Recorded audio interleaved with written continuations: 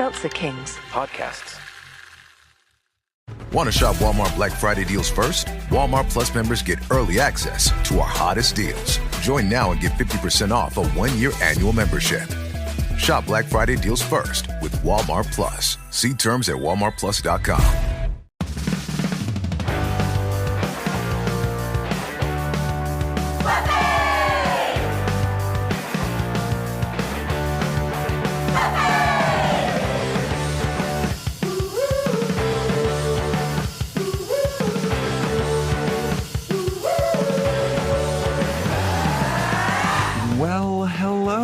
Friends, welcome to another episode of Boys Watching Buffy. We're two boys who've watched every episode of Buffy the Vampire Slayer, and now we are doing a couple of look-backs. We're answering your questions. We're your hosts. I'm Joe Welke. I am Vance. And today we're doing a part 2 of our listener Q&A. We did one last week. We had a lot more questions than we anticipated, and we took a lot more time answering them than we anticipated. So we wanted to dedicate time. We didn't want to rush through the questions that you guys asked. So here we are, part 2. Good times. No shout outs. Join our Discord. We did a little fun Discord thing last week where we watched Hercules together. We did a live watch, did some kind of mystery science theater-ish type stuff with it. That was a good time. Yeah. You join our Patreon, patreon.com/Boys Watching Buffy. We're doing Boys Watching Angel, Boys Watching Movies. Joe's Fashion Report /Corner had a fun little surprise drop as of yesterday. So there's that. Making that Patreon worth it, baby. Vance, how are you doing? I'm doing all right. Yeah. Doing pretty good. Pretty good. Pretty good. Pretty good. Yeah. Hercules was fun. Yeah. Should we announce that we're going to probably end up starting to do our rewatches after this episode? Yeah. We're going to dive into them. We promised that we're going to do some rewatches. We're doing some rewatches. You're going to have to stick around to the end of the episode to see what rewatch we're going to do. There's a little tease for you. Get you to stick around. Get you to sit through some Q&As so you can figure out what's happening next week. Yeah. So next week starts our rewatches. And yeah, man, I'm a little pooped right now, right? I'm not going to lie, Vance. I got my watermelon burst because I need that sharpened mental focus that the can advertises. Oh, I'm dream floating it up. You're dream floating it? Yeah. Nice. Yeah. I was like, I just woke up groggy today, dude. The can of the dream float looks so cool. It looks so beautiful. Some of these cans, man, look very, very cool. But yeah, dude. Are you excited to get into these questions? Yeah, I am. Should we start with the follow-up one? Yes, let's start with that. So last week we answered a question, and we Vance actually thought of this, that there might be a different interpretation of this question. So the question was, what was the worst moment in the series, in your opinion, for each of the Scooby Gang? Now, the first time that we answered this, we took it as, what was the worst thing that each Scooby did? We're recontextualizing this question now to what was the worst thing that happened to each Scooby, which is a nice recontextualizing. Yes. And I didn't even think of this. Yeah, and we were just on our fuck the Scoobies kick, so we just went straight to, oh, this is the worst thing they did. And Lucy, thank you for writing this question in.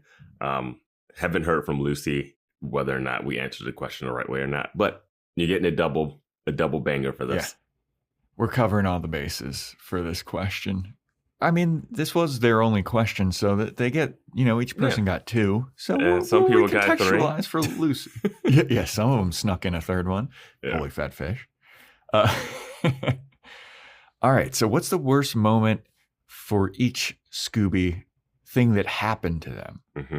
I feel like Buffy is the one that, she's the one that's like, there's a lot of debate about. Like Willow Tara dying, pretty easily the worst thing that happened to her. Yes. Like, that sent her on her Dark Willow path. It sent her to trying to destroy the world. Mm-hmm. Pretty brutal. Mm-hmm. Worst thing that happened for Giles, Jenny Calendar. Mm-hmm. Dead in his bed. Pretty easy. Mm-hmm. I mean, he got knocked out a lot, but that's just Giles shit. Mm-hmm.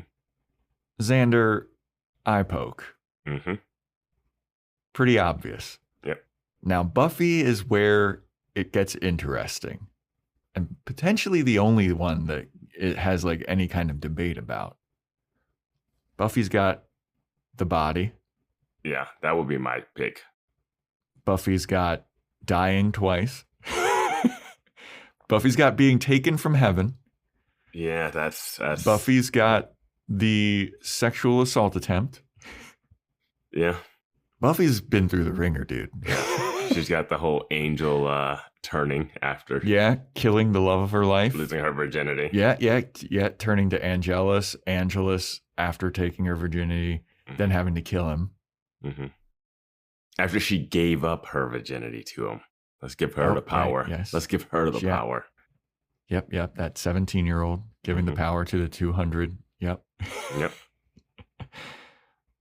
So, I'm curious, because that was a whole thing after Buffy came back from heaven. We harped on like how there was never like a conversation really about that. And it was like, that's super traumatizing. Yeah. I think that would just have to go in order. I think the mom coming back. I think the mom moment is really rough for her in real life. Then coming back from heaven would be even more traumatizing. And the assault from Spike, traumatizing, but she seemed to get over that one pretty quickly and kind of make jokes about it in the last season. I don't know. I think in the moment it was something, but I think if it would have gone further, it would have been a lot worse for her, obviously. But I think coming back from heaven and Joyce are like up there for me. Yeah, I'm going to say that I think that we want to say Joyce because it's something that we can experience and the episode is so good and it's something that we can relate to. Like, I can't relate to being ripped from heaven and peace and being brought back to Sunnydale. Maybe you can't, but I would... But that seemed to fuck Buffy up for quite a while. I think it would fuck anybody up. Yeah. I don't think anybody would be like, oh, I felt perfect peace. And she was like, I'm in hell. Yeah. I've been brought back to hell. I feel like if you moved from Miami to Sunnydale, you would feel that way. Yeah. I'm going to go heaven is the worst thing being ripped from heaven's number one. Joyce, number two. Yep. Okay. No, maybe the sexual assault, maybe number two. I mean, you kind of always expect your parents to die. You know, not maybe at that moment. You don't really. She lived in Sunnydale. You definitely expect a vampire to sexually assault you. It seems like it happens on a daily basis. I'm going ripped from heaven number one, sexual assault number two, the body number three, and then everything else. Not that, traumatizing, but not as bad as those three. That's my top three. Yeah. And I think I would swap the sexual assault with the Joyce thing. And Dawn, it would have to be finding out that she's not a real person. Yeah. Yeah. Oh, yeah. I forgot about Dawn. And I'll even throw Anya into this. I think Anya's are a tie for the troll cheating on her and being left at the wedding. Both moments made her turn to vengeance demonhood. Turn to the dark side. Yeah. So there you go. There's that recontextualization for Lucy's question for last week. So let's get into the new questions that we got that we saved for this week. First being from Slayer Sam 89. What's up, Slayer Sam? First question is, do you think you would have enjoyed parts of the show more if you weren't doing breakdowns and discussing it? Like just going along for the ride. Ironically, the reason I liked your podcast so much was because I got to watch Buffy in a new way through more critical lens. But that definitely opened my eyes to so many inconsistencies and things I otherwise let slide. Now I'm wondering if that may have hindered some of the enjoyment from the show for you. What do we think? Yeah, I think we brought this up that it's definitely a different watching, a different viewing experience when you know that you have to sit in front of a mic later and try to crystallize your thoughts into something. Yeah. You know? Yeah, especially with like the note taking. Yeah. Like I'm watching it with a critical eye, trying to get specific quotes down sometimes and like really pondering on it. Or like you come up with something that you're going to say about a moment at a place. Like I don't often write down like specific things I want to say about something, but sometimes like a turn of phrase will come and you're like, oh yeah, when we talk about this, I want to bring this up. And you're just watching it in a way where it's not pure entertainment and enjoyment. Yeah, I mean, I think I would still have some of my nitpicks and criticisms of the inconsistencies because they are there. Like you're lying to yourself as a fan if you don't see that there's some inconsistencies. You can disregard them, but we're going to bring them up on the podcast. Yeah. And I mean, I often say this to Vance too, is like, and don't take this the wrong way. I like the show. We like the show. But for me, the worst part about doing the podcast is watching the episode and having to take critical notes and like really hone in and pay attention. Yeah. So I do think that it did kind of rob a little bit of the enjoyment, but it's still an entertaining show and I like talking about it. Yes. It's watching the show becomes like a means to an end for the podcast thing. Like we have to watch the show to do the podcast. Yeah. Yeah. I mean, as opposed to like, me and Vance do this anyway. Like if we see a movie together, like even before we started doing podcasts, we would just like go out and get something to eat after and just like pick a movie apart, which is fun. Yeah. And not even take notes. But like for Buffy, it is a much more specific watch. Like it is a critical eye with notes being taken as opposed to like when we see Jurassic World and we're just like sitting and watching how stupid and silly it is and then getting to like yuck it up afterwards. Yeah. I did that even when I saw Dune Part 2 with some people and we like went to the Yard House and were like just talking about some stuff in that movie. Yeah. That's what was that one movie that we saw together that I had somewhere to go afterwards and like couldn't talk about it and it like drove you crazy? The Predator or whatever. Oh yeah. You went to the gym right after and I was just stuck there like I need to unload about how weird this movie was. That movie is really bad. It's really bad. Yeah, Autism as Predator. The superpower. Yeah, that movie is a special place. Yeah. But, I mean, and we definitely miss certain things, taking notes and looking. And then I always notice it when I go back and pull quotes and stuff. And I'm like, oh, yeah, we said this about that moment, but that moment is actually that. And that person actually was doing this thing. And it's like, Yeah, there's also even like when we went and saw Trap together, which we did a review on patreon.com/Boys Watching Buffy. Like we were like shaking, trying not to talk about it because we wanted to be like, we don't want to repeat stuff on the podcast. So we're like walking around the movie theater, like, just like vibrating off of the like, I need to talk about this energy. Well, that's a good question. We've been on this question for a while, but do you think having to podcast about Trap changed any of your opinions of Trap? Because I don't think it did. No. Exactly. No. So it's interesting because Buffy is a much longer series and more episodes. But yeah, I would have said the same thing about Trap podcasting. Yeah. I maybe not would have gone in as far with with the criticisms, but I definitely, if I would have saw it with like Tatas for Now, I would have been like, that made no sense. Oh my, what, this part? Oh God. Is she one that, did she come up with a bunch of them or did she like, oh yeah, all right, that is, and then, sometimes she does. Yeah. My wife's like that too. It's like, oh, yeah, all right, I'm not going to We're not going to get deep into this, are we? But so yeah, that's the first question from Slayer Sam. Slayer Sam's second question. Oh, not a question, just a huge thank you for all your work. Oh, thank you. So I'm not going to read this entire thing and pat ourselves on the back, but thank you, Slayer Sam. Why that's not? Very nice of you. Why not? All right, fine. I'll read it all out. Okay. Here we go. I'm a video editor, and I know how much time and effort is needed to put out quality material. Not only that, the work that you do outside of the podcast itself is really appreciated. I suggest your podcast to everyone. And I'm also getting into your movie and Angel podcast. I'm constantly like, damn, these guys put out so much consistently great material on top of other projects and just living life in general. Great work. Thanks so much. So there we go. Yeah. Slayer Sam, thank you. Thank you. All right. So moving on to a question from our lovely, I don't know if this is French Canadian or French, but Stephanie Odette de Brazil. I remember her from the shout out that I did. Thought that I wasn't going to be able to pronounce her name.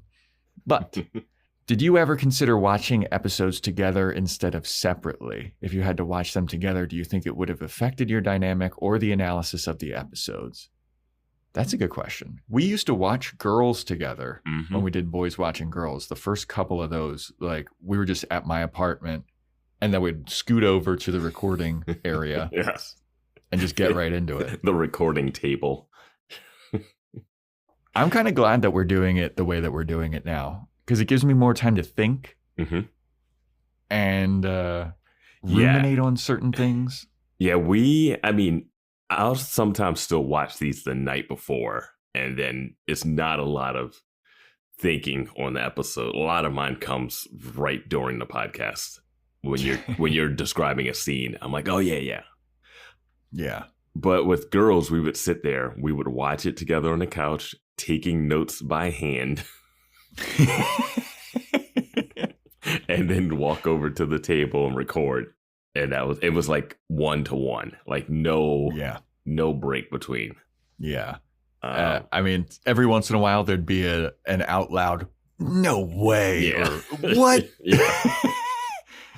That'd be it. I don't know how that would have changed Alex. I mean, it would have changed our experience because our reactions to certain things might have been given away ahead of time. Because we'll come onto the podcast and not even know what the other person thought of an episode, which is a joy for me.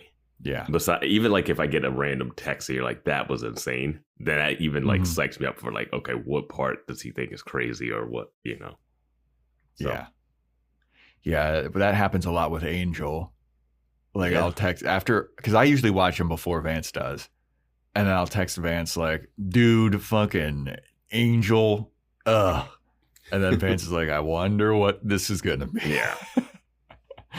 So, I mean, we didn't consider it just the way we record now. Once the pandemic hit, when we were doing Girls, we started doing it a little separately. So, and then we just kept with this flow. Yeah, I think it works pretty good. There have been some technical problems every once in a while where we've had to re-record certain episodes, which, good Lord. But I think the episodes are definitely probably sound better than the early Girls ones because we are separate audio channels. Not to go too technical, but 100%. If you go back and listen to those first couple of Girls episodes, the audio quality, still okay for what, not to our standard, but okay for the grand scheme of podcast standards. I think that taking like voice acting and voiceover lessons has really made me more anal about the audio quality. Because like back then, I was just like, let's just get it out. It doesn't matter. Like, it's fine. We got to get it out. And now I'm listening to some of the early Buffy ones where I didn't have the setup that I have now. And I'm just like, oh my God, this echo is driving me crazy. My thought was always to make the podcast sound as good as it could for what we had, because I didn't know what we would do or how far this would go. But I knew if it did go far, that the other stuff would just be canon. And I didn't want to ever have to go back and like redo or remaster some audio. Yeah. So in terms of watching it together, I think that if we watched it together, we would do it just like the girls ones that we did, where we just walk right over to a place and not really have time to think about it or anything. Yeah. So I kind of enjoy the way that we're doing it now better, and I think it's a better product. I mean, I think what we would do now, having seen it all, would do like what we did with Hercules on Discord, is do like a live watch while it's playing, and then kind of just do a live commentary situation on it. That would be fun. But other than that, I don't think that would be too much of a benefit of us watching it together. Yeah. And then all the scheduling. Oh, God, scheduling it like to watch it together. It's a fucking nightmare. Yeah. Anyway, so thank you, Stephanie Odette Brazil, for that question. Next couple of questions come from Bianca Marie. What's up, Bianca? Number 1. Vance's prediction of Giles and Ethan Rayne on One Last Adventure didn't come true, unfortunately. What would have been a good idea for their last wild adventure? It feels like it'd be like something where Ethan Rayne unleashed a demon and the two of them need to team up to track it down. But I don't know what... It needs to be some type of hook that Giles would agree to it. And I'm I was thinking it needs to be a team up at this point. Like Ethan Rayne comes like sweating to them, like, I need your help. Yeah. But I don't know what it would be. Like, it couldn't be like, I don't want it to be Ginny Calorie because that's like too much. That's too big. I mean, at this point, it could be a Slayer in trouble and Ethan Rayne knows a certain thing. So Giles has to go to Ethan Rayne and break him out of prison, basically. We'll do that classic break the villain out of prison so that they can help you save someone using their nefarious ways and you don't know if you can trust them. And then at the end, instead of taking Ethan Rayne back to the initiative, he says he dies and lets him go. At the border of Mexico. Yeah. He just hands him some gold doubloons and says, good luck. I better not see you around here anymore. Oh, like you ever will. If you see me, it's already too late. Yeah. They like give each other, they take like 10 steps away from each other and turn around and give like a little nod. And then they just go their separate ways. Yeah, that's the team up. That would be good. Just a classic team up and just the banter between them is really what drives it. Yeah, no. I mean, Ethan Rayne was so good. He was such a good, interesting, fun villain. I need to look up that actor, actually. I don't know what he's in. Who, Ethan Rayne's actor? Yeah. Yeah, I mean, every time that he was in the show, it was just like, it was like fun chaos. Robin Sachs is his name. Because he did the Halloween episode, which he turned everybody's costume into their reality. He did the band Candy stuff. Like, it was just fun. He wasn't trying to end the world, it seemed like. I will say last episode, we didn't have band Candy Giles as part of the Giles ranking. Oh, yeah. Band Candy Giles is pretty good. Yeah. But yeah, I mean, Ethan Rayne, it's tough because he like never was like a big bad, but he was just a fun side character with a personal vendetta or something against Giles. What was he trying to accomplish? Oh, I don't even remember. Chaos Agent. Yeah, he's trying to make money with band candy. Yeah, that's true. Was that through the mayor at all? Was the mayor trying to? Yeah, the mayor wanted to distract people. Yeah, he is in Lost World, Jurassic Park as Mr. Bowman. He's in Galaxy Quest, Mass Effect 3, Babylon. Yeah, a lot of video game voice stuff. All right. And an episode of Castle with Nathan Fillion. Castle and Bones. I always see those posters. I'm like, that's so funny to me. Yeah. Dude, it's crazy. I was looking at like a list of shows that were on the air in like 2000. And there were so many shows like, oh my God, I completely forgot about that show. But I remember seeing so many ads for it and it ran for so many seats, like Felicity. I was like, oh my God, Felicity. Ally McBeal. That was like a phenomenon, Ally McBeal. I know, the dancing baby thing. Yeah. Felicity was one of those short list shows for us, I think. For us to do. I think we might have talked about that for a little bit. Thank God we didn't do that. I don't think there's a cult following for Felicity. I think there's a cult following for Felicity. Really? Yeah, dude. Felicity was big. She cut her hair and everybody went crazy. There's Crossing Jordan. I remember that. All right, So this many question shows. has gone off the rails. I just want to say Ethan Rayne was only in 4 episodes of Buffy, but it feels like a lot more. Yeah, he seems like a more pivotal guy. Yeah. Whatever. All right, Bianca's second question is, what past characters would you have liked to see come back for the final episode or episodes of the show? You can include someone who has died that maybe you wish didn't and could have come back. I mean, Ethan Rayne, he's up there. I thought Oz would show up at some point, but I don't know what he would really do or bring to the table. It would undercut a lot of the stuff that they were doing. Yeah. With Kennedy and Willow. Yeah, I don't want Riley to come back. He had his moment.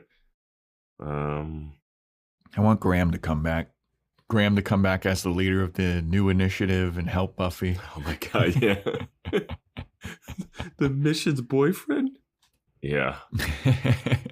Oh, Graham. Who would I have wanted to come back? Half demon forest. Yeah. I forgot that they did that before. Yeah, and he was like, "I love this. I'm deformed, and I look like all the creatures that we used to kill, but I'm so strong now, so I'm happy." It's like, yeah. Wasn't your whole thing about getting with chicks, guy? Getting with you're chicks. Not getting with chicks. So your whole thing was getting with chicks and then killing, whatever they called demons. Yeah, specimens. Yeah. I think we talked about who we would have wanted to come back in that final episode. I don't know, the way the final episode's set up, it's not really built for people to come back, really. I would have liked I mean, I guess technically this would have been a comeback, is for Joyce to have some kind of payoff for her Buffy thing. For her thing with Dawn. That would have been so awesome if Joyce showed up and Dawn saw a ghost Joyce fighting First Evil, or doing something kind of like Gandalf the Wizard coming in and just like with the staff and being like, "You shall not pass," something like that. Or like Buffy at the end when she's looking at the crater that is what used to be Sunnydale. She looks up and you see in the sun just the face of Joyce. She winks. Looking down like the Teletubbies baby. Yeah. And you get that little doing when she winks. Yeah. That would have been perfect.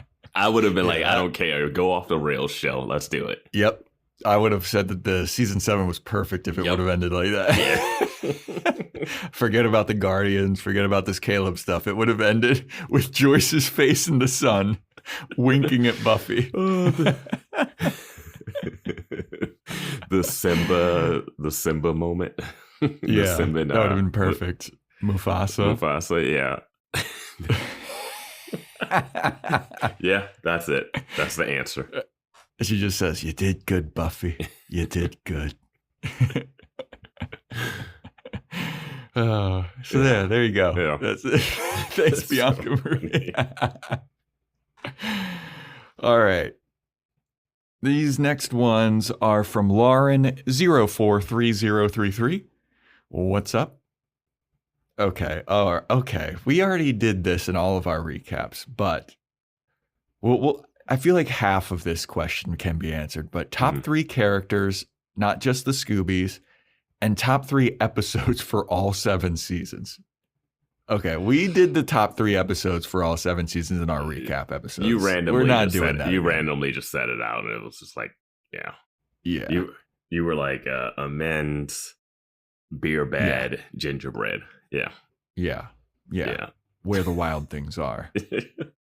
Is Where the Wild Things Are the worst episode of this series? Probably not, but it's really bad. Yeah, that episode, it was just like annoying to watch.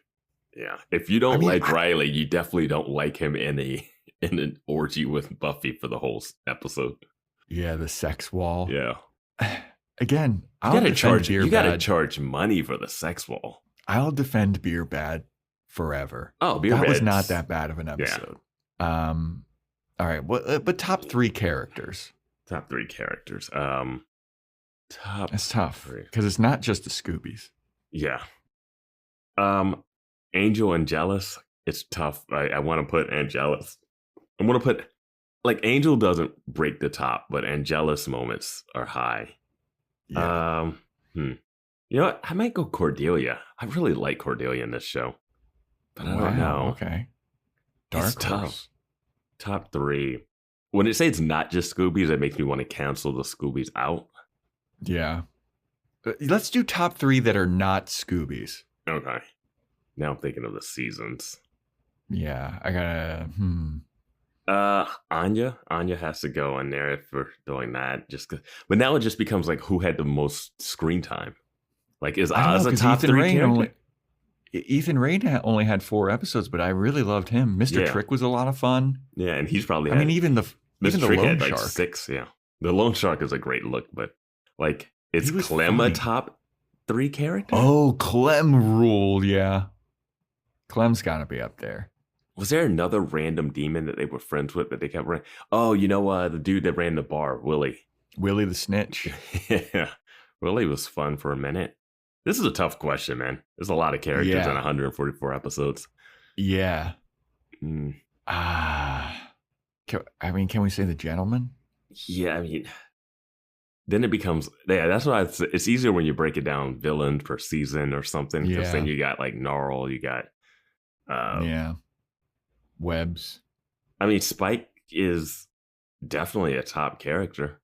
Yeah, he's had a very crazy arc. I remember at one point early in the series, we were like, when is Spike getting here? The show needs more Spike.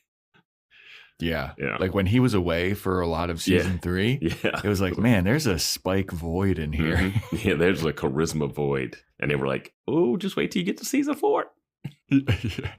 He was in that one episode where he Lover's Walk or whatever, where he said that he's love's bitch and that Buffy and Angel will never be friends or whatever. Mm-hmm. But that was, I think, his only episode in season 3. Yeah. Like, I'm going to go Ethan Rain. Okay, go for the Mayor. Yes, the Mayor. Yeah. And Jealous. Would you put Faith in there? I would include Faith, but she never crossed your top for you. The Mayor. Okay, I would definitely say the Mayor for sure. Mm-hmm. You have Ethan Rain over Glory. See, I liked Glory just for her fashion choices. What, red dress? Yeah. No, Glory was a lot of fun, but Ethan Rain was just like, had that personal connection. That's why we like Angelus so much, because he had the personal connection with Buffy. Ethan Rain had a personal connection with, I guess you could say Glory had the personal connection with Dawn. Yeah, but we didn't have a connection with Dawn at that point. Yeah, that's true. Dawn was a new character. The Dregs were fun too. Oh man, I don't know. Yeah, Jinx and all of them. Yeah, I'm gonna go. I'm gonna go Adam, Riley, and the first principal. Oh, Flutie. Principal Flutie. Principal Snyder would definitely be a top character. Oh for yeah, me. Snyder, dude. There's so many good characters in this show.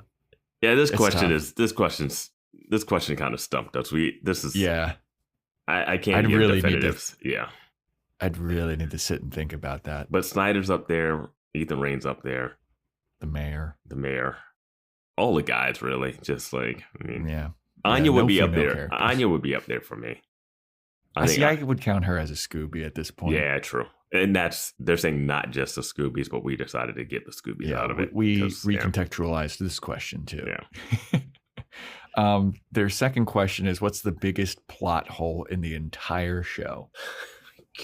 with the very, very intense laughing emoticon. Yeah, the rolling on the ground laughing emoji. Yeah.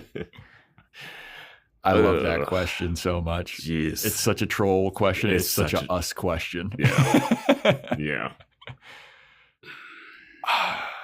I'm going to say the Guardians. I can't that call that bothered me so much.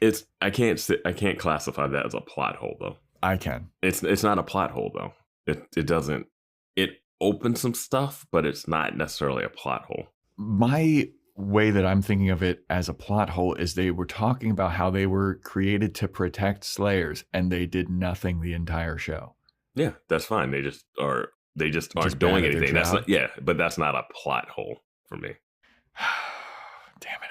I hate them. I know you do. I fucking hate that. It's a joke that doesn't work. I get what they were trying to go for right there, but if there was more lore already out there, and then it was like some guy like, and I am specificist, and we are the ones who guard the and then he dies, then that's fine. But not like, hey, we know all the legacy of Slayers, and then they die. Right. You're like, well, wait. Okay, yeah, all right. Well, then let's see. What do you think is the biggest plot hole? I was thinking of the Joyce thing, but that's not. That's just an unanswered question. Yeah. People are saying the Joyce was the first evil.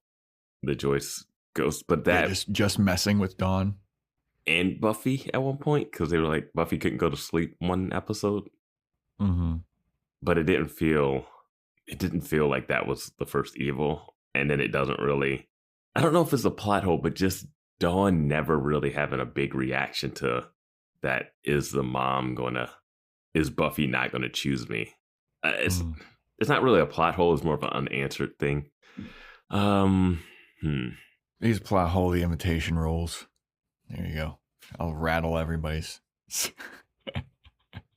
There's so many random things. I can't even think of the stuff that we've brought up.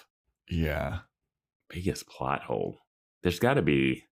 There's got to be something. I mean, I guess maybe her dying and there not being a new Slayer. Yeah, the Slayer line situation. The Slayer line situation that they don't really comment on the right way, but in post, we talked about this, but yeah. The show did itself a disservice by having all the characters react as if Buffy was dying would still cause a new Slayer, but not react in season 5 or the beginning of season 6 as if her death should have caused a new Slayer. That all we need was a line of like, so is there a new Slayer going to be born? And John's like, no, there hasn't been. All we need was like a one-off line that like prevents that. Yeah, I feel like somebody tried to explain about how like when Buffy died the first time, it went through Kendra. When Kendra died, it went through Faith. But then when Buffy died through mystical means, there was a disturbance in the Force. Which allowed the first evil to get more powerful. Why did the first evil show up and then leave in immense? Yeah, dude. But then like when Buffy was brought back, it remade her, the Slayer line go through her or something. Yeah, that's a big plot hole. Yeah, I guess that's the one. And it's not like... That's pretty big. It's big, but it doesn't really affect the show that much. But it's just one of those things where you just want a definitive answer. I feel like it does affect the show in season 7 specifically. Yes. Because of like everyone being like, well, if Buffy dies, that means Buffy needs to die. Oh, if Buffy dies. And we like, it's not answered in the actual show. And people will say, oh, it was answered because the Slayer didn't arrive. But we don't know. We don't see the entire world in the show. Well, season 7 has a bigger issue of, hey, these 30 to 100 potentials that are living at the Summers house need to be protected because they're the last of all the Slayerdom. And then at the end, we're like, no, there are a bunch of them still out there. So the people that you had in your house, you really didn't need to protect these girls because if they all died, there were other Slayers. Yeah.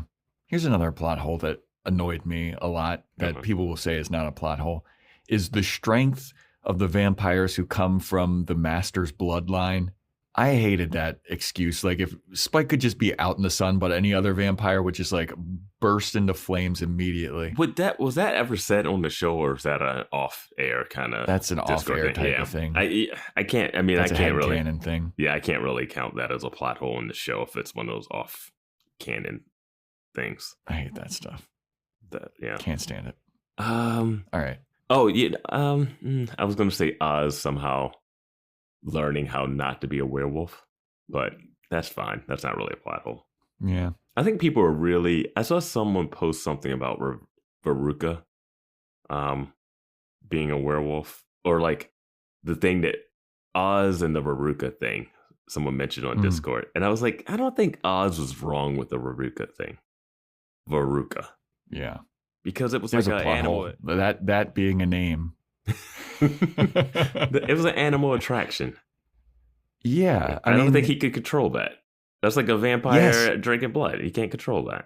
Dude, that's like, they would always defend him if he was like on the loose and hurting people as a werewolf. It's like, oh, well, that's not really Oz. Yeah. But then he fucks another werewolf and they're like, Oz, you're a piece of shit. Yeah. But then people also said like he knew that he was going to fuck Veruca like he wanted to. He allowed it to happen. Like, he's a werewolf. Fuck. I also think Willow hooked up with Xander. Willow was playing footsie with Xander at the table at the Bronze. Yeah. Wasn't it a thing that Oz tried to hide it from Willow? That's what it was, that they were mad at Oz for trying to hide it. Sure. But they hide shit all the time. Yeah, sure, whatever. Yeah. But yeah, that's the person I chose that I'd marry in the show, even though someone brought up another good point of a person. But he also fixed his werewolf stuff, so I don't even have to worry about locking him up. Boom. Yeah. All right. Open relationship. Questions. Open relationship. Me and Oz have an open marriage. Oh man, my friend Kazim, he used to do a fuck, marry, kill thing, and he would always pick men, and he would always go, "We would be in a loveless marriage, a loveless, sexless marriage." It's like, bro, you've chosen men so many times. Like what? Like he only picks men on the list too. It's like, yeah. It'd be like women, but then he'd pick like the rich man and be like, we'd be in a loveless, sexless marriage. It's like, how do you get to choose that? Yeah. What if Michael Jordan wants to fuck you? Yeah. Like, you're going to fuck him. All right. So thanks, Lauren043. Lauren's a robot. Mm-hmm. Hi, I am Lauren043033. Thanks for those questions. Next ones come from our Discord user, Coach Marty. What's up, Coach Marty? Number 1, how do you feel about the show's fandom? We love the fans. The fans are great. The fans are excellent. Thank you. We love the fans. Join our Patreon, patreon.com/sports. The fandom is interesting. We only know a subset of the fandom through Discord. Again, I haven't gone deep down the rabbit hole of the Facebook and Reddit threads to see what the fandom is lashing out against. And so, yeah, I don't know. I feel like it's like any fandom. There are like toxic, like Uber fans that just like kind of ruin it for everybody. And then there's fans that like take it lightheartedly and like it's not life and death that the show, like if you have a different opinion about the show, like sometimes things just get so heated for unnecessary reasons. And then I fall into it. I'm like, why is everybody getting heated? Why am I so heated about this? Yeah, I was like, you're also one that gets way too heated about it. Yeah, it's I mean, fan is short for fanatic. So true. Yeah, I mean, it's some people like can like the show and it's not so tied into their personality and their livelihood that if someone doesn't like this thing that they like, it seems like a personal attack to them. This thing they had no hand in making. No control over. They just own the merchandise. Yeah, it's a show. You can like it. You can enjoy it. You can just put the Joss Whedon stuff aside if you want. You know. Yeah. It's fun. It's a fun show. Yeah, but like I don't know. I think when people take things too seriously, like even with like the Star Wars stuff now. Oh my God. Like when people are getting so heated about like the Acolyte and Ahsoka and all that shit, I'm just like. I'll have to push back just because it's hard to tell if the people that are fans of it are getting heated or if it's just the internet that's like, I need to click stuff. That's where it gets a little tricky because the Buffy fandom didn't have that. Like if Buffy was out now, it wouldn't have probably reached the heights that it reached because there would have been a lot more stuff and spread out, and you'd probably be like, what streaming service is Buffy on? Kind of, it'd be hard to find it. You know, this is major thing. But we also didn't have YouTube videos that were just like, we didn't have a guy like having to scream about the sexism in the show or the wokeness of the show, and that would just that happens with no matter what now. And I don't think there's some toxic Star Wars people for sure. But then some is just like the people that are going to be like, all right, perfect. I know what I'm going to say about this. And this will rile up some people. The rage baiting. Yeah, the rage baiting stuff. So it becomes a little tricky to be like, is this actually the thing? Because people watch House of the Dragon, which is also like, has a, I don't know, I forget, I don't know how the lead actress in that classifies herself, but she's, in terms of like gender identity. Yeah, she's like non-binary. Non-binary. And then there's also just a lot of like incest in that show. And then there's just different castings of people. But no one's talking about that show because of that. Like they'll question other stuff in it. But it also, a lot of people watch it. So, it's like, I don't know. If a show's bad, I think the problem is if a show's bad, people attack it and defend it because of, they canceled it because they have two minority leads in it holding hands or something. And he's like, well, the show's actually probably not that good, but now it's this defense of the acolyte is because of this thing, or people hate it because of that thing. So it's really tricky. Yeah. Yeah, it's tough. It's hard to, I'll say the whole media landscape makes it harder to tell if content is bad or if people are lashing out on it because of some random quote unquote wokeness nonsense. Yeah. Yeah. Oh my God, there's a female lead. There's a female lead in the show. It's woke. Like, what is that? That doesn't even make any sense. How do I feel about the show's fandom? This sucks. You guys all suck, and I think it's fine. I do think it's funny how split the fandom is. I would think a fandom for a show like this that was on for so long would be, not knowing the show, I thought they would be more consensus. Maybe a 75-25, not a 50-50 split on things. Yeah, that you could almost use the show, like certain aspects of it, as like a Myers-Briggs like personality test. Like, oh, I'm a Spuffy and I liked Riley. I thought that this season was the best. Like, I was looking at some of the other people's like season rankings, and it's so different across like a bunch of stuff. Like some people had like season 6 as their number one, and I'm just like, whoa. Season 6 has grown on me after seeing season 7 and getting some distance from season 6, because season 6 has some great episodes in it. No, yeah, it did. And like I said, season 7 made me appreciate season 4 more.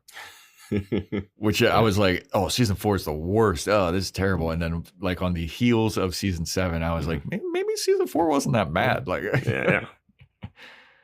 But okay, that was the first question. Second question is, who would you cast in a reboot?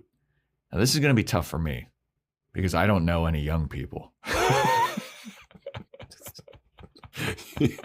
Even the ones that you yell at on your lawn. Yeah. I wouldn't be the best at this either. Just I feel like you'd have to take a bunch of nobodies and we got to put Zendaya in there. Yeah. Yeah. Yeah, it would. You would definitely want to go new faces. Yeah, you would want to make stars out of the new Buffy people. That's how they used to do it, but now everyone's so afraid. Yeah, they need to have like some TikTok star with like 8 billion followers. We're like, she'll be the next Buffy. Are you too famous to be in this role already? We need you so that people will tune in. Yeah, I can't. Here, I would have Rachel Zegler as Buffy. I would have Ezra Miller as Xander. Oh God. I'm trying to think of that debate channel would be insane. I know. It's just I'm trying to think of the people that like cause the most internet outrage. Probably like anybody in the movie Scream, the reboot of Scream. Jenna Ortega as Willow. Oh, she would have to. She would never take that role. No, she absolutely would not. I'm trying to think. Yeah, I don't know. I don't think because you would want them to go. If you were to reboot the show, would you go back to high school though? You start it right back in high school? Yeah. Yeah. Yeah. I just don't know young actors like that these days. Yeah, I'm trying to think of like the up and coming. I'm trying to think of the up and coming actors that aren't already like Tom Holland and stuff. Like he's already too big to. It would be someone that like. It would be one of the people that auditions for those roles but haven't gotten it, you know, and then they're going to get this. Yeah, I don't know. I remember reading a thing about like who auditioned for what roles in Buffy, and that Ryan Reynolds auditioned to be Xander, and I think he could have fucking knocked that out of the park. I think that Nicholas Brendan did a good job, but I also think Ryan Reynolds could have done a good job. Yeah, I think it worked out best for both parties. Yeah, oh yeah, for sure. Yeah. Except for Nicholas Brendan went to jail and stuff for like choking his girlfriend and stuff like that. Or something. Like I said, it worked out well. Best for both parties. David Boreanaz doesn't want to be in the same room as him. Best for both parties. Ryan Reynolds just had $1 billion movie, a couple of billion. Best owns a soccer team. I don't think if Nicholas Brendan doesn't get this role, he goes on to do a Ryan Reynolds type career. You know? Yeah, no. So I think I think he was good in the show. Yeah, I just don't. I just don't know. I don't know enough about. I'm drawing a blank with cast. I'm trying to think of what I've watched recently that would have some people in it. The young girl, the daughter from Trap, could be Willow. I don't know. She can. M. Night Shyamalan's daughter is Buffy. Oh, man. Lady Raven is Buffy. No, Lady Raven would have to be the Willow character. Yeah. Yeah. Yeah, I'm sorry. I just can't answer this question. I don't know. It would have to be new people that I had never heard of. Yeah. I think 10 years ago, I probably have more people in mind. Maybe 5 years ago. Now I'm just like, what is all the girls from Madam Web, the Madam Web, Sydney Sweeney, somebody. Sydney Sweeney. She could be Cordelia, maybe. Yeah, she wouldn't do that after what's Euphoria. Euphoria, yeah. Here, there's one role that we could absolutely recast as Giles. Yes, we know our old British men. Who would you cast as? I could see like an Idris Elba Giles. Maybe the guy from oh damn it, what's that guy's name? See, for me, like the one that I would bring the principal back from the unaired pilot, the guy from Groundhog Day, and a little bit of Silicon Valley. That character actor, I forget his name, but he was in the unaired pilot as the principal. I'd bring him back, have him be the principal. All right, I like that. But who you said you had someone for Giles? Yeah, I can't think of their names though. What are they in? What are they from? Oh man, it's gonna be so tough. It's like You're the like, nerdy guy, we could get, the nerdy guy from Jurassic World, with the glasses. I thought that he was British, but maybe he's not. I think he was in Detective Pikachu as well. That black guy as Giles. Yeah, I feel like Giles is the one that. I don't know, man. He's still like playing like borderline high school. But know, if they rebooted it, they would make everybody younger. They would make Giles like younger and hotter. But Giles has to be older to be the Watcher. They're not going to make Giles a Watcher of the same age. It's no way. He's not the same age as Buffy. They'd make him like 35 to 40. How old do you think that guy is? I think that guy's like 30. I feel like he's fucking. Yeah, I thought you were going to go with like an older, like, I don't know. No, that guy's not that old. All right. I'm like. Chidi from The Good Place. Ooh, Chidi from The Good Place. That's a good one. That would work. But I don't know if he'd want to do that just because it's the same type of nerd character, but he would have fun with it. Yeah, he'd be good. And he hasn't been in a ton of stuff recently, so I don't think. Yeah, I like the Chidi one. We're really bad at answering these questions. These questions are. This one's not good. Justice Smith is the guy that you're talking about, and he's 20 and he's 29 years old. You're like, you know who should be Giles? The 29-year-old. You know the actors playing Buffy will be like 24 tops. Like, all right, fine. I thought that he was older for some reason. It feels like Detective Pikachu came out like 15 years ago at this point. It came out in 2019. Damn. So you're like, you saw a guy when he was 25. And we're like, yeah. No. I can see Catherine Newton as one. She was also in Detective Pikachu, and she was in the that movie with Vince Vaughn where they switch bodies as serial killers. Oh, she's also in Abigail. The Catherine Newton. She was in Abigail also. Okay, I can see that. Yeah, she could be a Cordelia type. Ooh, maybe Dan Stevens as Giles. I love Dan Stevens. I wish I liked Dan Stevens more. It's something about him I don't. He's in stuff that I like, but it's something about him that, yeah. He's got a punchable face. Balls to the walls actor. He's got a punchable face. He's incredibly handsome. Just like the pitch meeting guy. He has a punchable face too. Oh yeah. But I love the pitch meeting. Yeah, I love Ryan George. Some people just have punchable faces. I got to get you to watch The Guest. That was my first exposure to Dan Stevens. I saw The Guest. Dude, isn't that movie insane? Yeah. It's something about that. That's the same person that did Abigail, right? Or is that the same director or not? Is that the one that did You're Next? I know that during that time it was like The Guest and You're Next. Mm-hmm. Both movies that stylistically I like a bit of, but I don't really like the movies fully. You know, the girl that's in The Guest and It Follows, she might be a good Buffy. I don't think she has enough of the quirkiness to her. You know, can she do fun? Can she do funny fun? She could do Traumatized. She could do season 6, but I don't know if she can do season 1. Yeah, you're right. I don't know if I've seen her in anything where she's like having fun, but there's no comedies out ever. Yeah, Catherine Newton, she can do a little. She has a little more range, I think. All right. I think we've spent enough time on this. We're gonna work our way to figure out something. Justice Smith. Smith can be Xander. Yeah. He's a Scott Hope, if anything. No, Xander was probably 29 when he was playing a 16-year-old.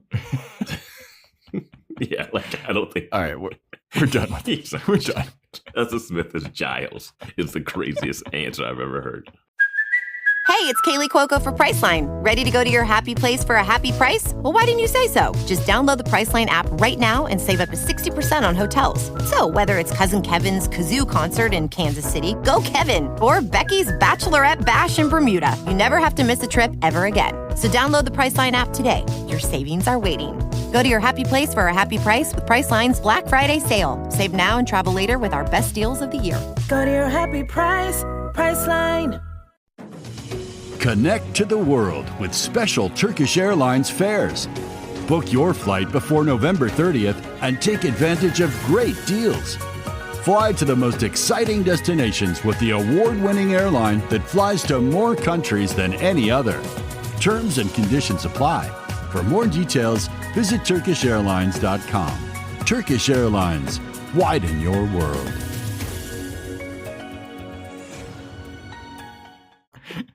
All right, these next questions come from Mackenzie. What's up, Mackenzie? Number 1, if you could wipe one episode from existence, which would it be? Well, we did talk about where the wild things are. Amends. It would make the surprise of the first evil be more. Yeah, or might get rid of the first evil altogether and save season 7. Yeah. I'm going to Google worst Buffy episodes to see what the internet says. It's probably going to be Beer Bad at Where the Wild Things Are. Yeah, those are got to be the two that people just hate. Let's see if they're.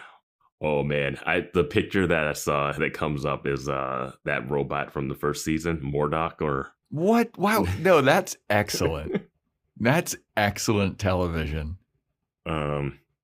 Listening to Fear, they had Buffy fighting that demon little thing. Yeah, in the child's hospital or whatever. She snaps a snack. No, Listening to Fear is I think that's the one where the Queller demon is there. I don't hate that as much because that gives us Detective Riley. Mm-hmm. In the woods being like, what is this person dying from? Yeah, CSI Riley. Yeah. Whoa, Superstar was listed as a bad one. What? iRobot was listed.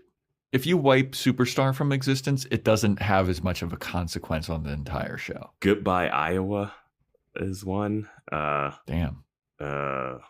Okay. Where the Wild Things Are was a 6 on this list. Go Fish reads like a particularly cheap replica of the X-Files. Yeah, that's why it's fun. It's dumb. Yeah. That's the whole first season. Double Meat Palace. What? We would never have that podcast gold if it was. This thing says, message about the fast food industry made it one of the low points of its season. It's accurate, though. Yeah. What person's like, I love working in the fast food industry? Even if you work in it, I'm not judging you, but no one's like, this is the pinnacle of capitalism. Bad eggs. I think when we did review that episode, though, we were like, they were going a little harsh on like fast food workers. I will stick up for fast food workers for forever. Because we'll defend them. I'll stick up for fast food. I think we were sticking up for fast food workers because they were just shitting on her for working at that place. But the company, everybody was like, "You don't want to be here. You don't want to be here." But with the fry water, no. But the company was bad. The company is also lying to the consumer and feeding them vegetables as meat. Yeah, that's true. Wow. As You Were when Riley returns. Really? Oh, and when he returns married? Yeah, and Beer Bad is number 1 on this list. I told you. I don't get it.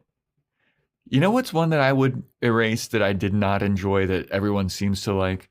That one when Buffy and Angel were like their bodies were inhibited by the 1950s ghosts. Mm-hmm, mm-hmm. I did not like that one. Yeah, I didn't like that one. That was an early version where people were pushing back, like, "Wow, you guys don't like that one? It's so romantic. It's so," and I guess it's just we're not Spangel and Spangle fans and Spuffies. Like, we're not invested in those relationships with the vampires.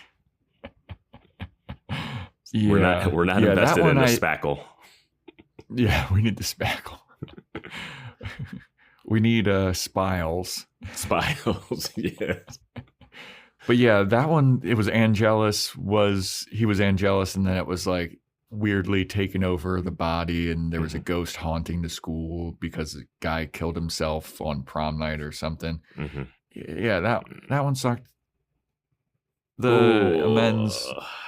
The one in season 1 where they have the nightmare, the kid's having a coma and they're trapped in his dream, and they have the horrible CGI hornets or bees at the end. Oh, well, that's the one where like Buffy breaks that dream demon's neck, right?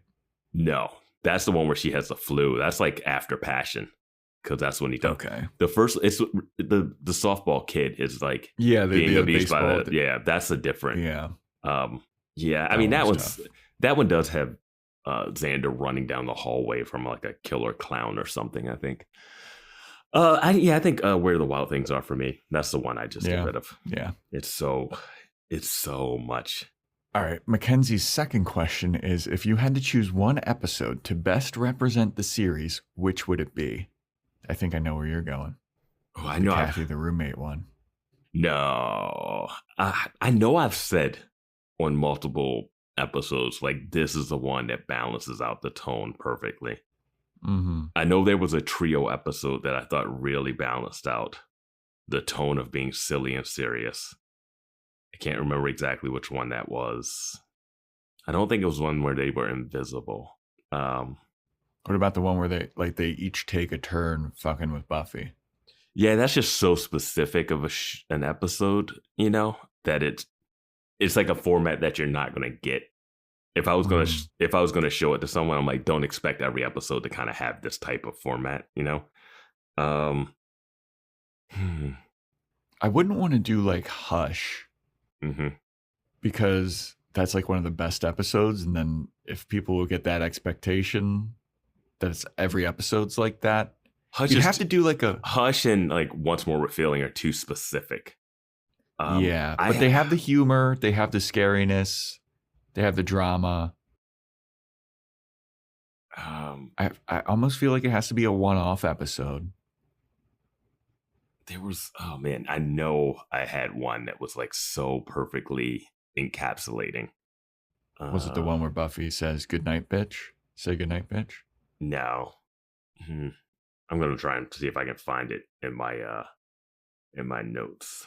I feel like you can't say like passion because then you don't have the buildup of who Jenny is and what. Yeah, Angelus is. it's definitely one of those like one-off episodes. Let's see. All right, I'm gonna find it. I'm going to find it because I remember marking it in my notes of like, this is an episode that really did it. There's so many. It's so hard when we have to like go through all you have of to that. think through the entire series and choose one episode. Like you're going to show it to somebody and like, this is representative of the entire series of Buffy. Maybe Halloween. Halloween is a good one. Halloween's a fun one. Yeah. Because you kind of, but Halloween, I don't know if Halloween works as well if you don't know the characters. If you don't know the characters yet. Well, I just looked up best episodes of Buffy of all time. Okay. And Rolling Stone has a list. They have number 10, Angel from season 1, where we get to learn a little bit more about Angel. I disagree. Well, does that have Double Guns Darla in it though? I don't know, but number 9 is The Wish. Wish isn't pinnacle. If you had to choose one episode to best represent the show, God, yeah. Number 8 is Hush. I don't think that works. Number 7, Becoming. Number 6, Once More with Feeling. Number 5, Graduation Day. Number 4, The Gift. We didn't Number like that much. 3, this is going to be controversial. Number 3, Seeing Red. I liked Seeing Red. Number 2, Innocence. Innocence is Buffy losing her virginity to Angel. And number 1 is The Body. I feel like those are all great episodes, but those aren't representative of the entire series. Yeah. I feel like a lot of those, it's like those are great one episodes that you have to have a lot of context to. Hell's Bells just goes right into the wedding episode. Yeah, maybe it is I think it would have to be a high school episode. You would definitely want to sell them on a high school episode, right? Yeah. Is there about School Hard? Spike comes to town. Spike comes to town. Yeah. I guess that is a pinnacle episode. Like, hey, Spike's here. You get to see Angel a little bit. You get to see everybody. There's some jokes. Yeah. Yeah, I'm going to go with School Hard. School Hard's not bad. I think the Buffy Bot episodes were interesting. Or the like intervention when we first have the Buffy Bot, the Emma with April. When Warren makes a sex robot, it's kind of one of those episodes where you're like, this is what the show is. Yeah. Like, yeah. A vampire hits on a robot, gets thrown out of a window at college. And then Buffy talks it to death on a swing. Like, that's the show. There you go. And maybe the troll episode, Triangle, that has something in it. Not quite the best, but all right. Yeah. I'm going School Hard. You're going Warren. Maybe. Yeah. Buffy Bot there was definitely a trio April. one. I'm sorry I can't find it, but there was definitely one. Not the invisible fight, but there's definitely a trio episode that really, I think it's the one, maybe it's Flooded. Normal Again? Where Buffy's in the mental hospital? No. Maybe it's Flooded where like they have a demon attacking her. The basement pipes burst. She's fighting in a bank. I don't know. That's the Doris one. No, that invisible one. Flooded is not the Doris one. Oh, okay. All right. Well, there you go, Mackenzie. You broke our brains on that. We're one. already broken. We can't think of casting or anything. I'm happy we did a part 2 because this is bad. All right. Next question. This is bad TV. From Olawatt. What's up? Lurking on Discord, but very much enjoying the podcasting community. First question aimed specifically towards Joe Welke. Okay. Are you a listener of KXLU's Tuesday morning show, The Zoo Crew Hardcore Double Shot? As a longtime Angelino and listener myself, I detect a hint of Rattler in Sloppy Joe. And I've never even heard of this at all. I don't know what the Rattler, but this is just like every other one of those morning zoo. Hey, what's going on? It's Tuesday morning. We're in the morning with Sloppy Joe. Sloppy Joe. We got the best hits of then, now, and forever. Coming up next, it's Foo Fighters Everlong. From the moment that it was released until 25 years from now. We're going to play 1.5 minutes of it before I come back in. Dude, I remember listening to the radio maybe a couple years ago, and it's like, we got this new hot hit from fucking Linkin Park. It's like, dude, that guy died like 5 years ago. Like, they have not changed their playlists whatsoever. Like, the rock stations are now playing like Billie Eilish and stuff. It's horrendous. Yeah, I figured you didn't dive into the shock jock stuff when you moved to LA. That's definitely pre-LA. I'll be honest. I listened to the radio for a little bit when I first moved to LA. I would go to the gym at like 6 a.m. and I would listen to The Woody Show, 98.7, The Woody Show, Woody in the Morning or whatever. And it was the same shit, dude. It was like every song they played was Foo Fighters, Imagine Dragons. There was one day where they were like, we got this new hit from this up and coming band called Royal Blood. And Royal Blood was already on their third album already. And the album was out for like 3 months. And they're like, this is a new song. And it's like, it was not new. I love Royal Blood. Yeah. But I was like, ugh. I mean, the radio just has to play the same songs over and over. It's like, all right, next up is this other DJ. And they're like, guess what we're playing? The same songs. Yep. We got the hardest hitting rock hits of today. Up next, Sabrina Carpenter with Espresso. Okay.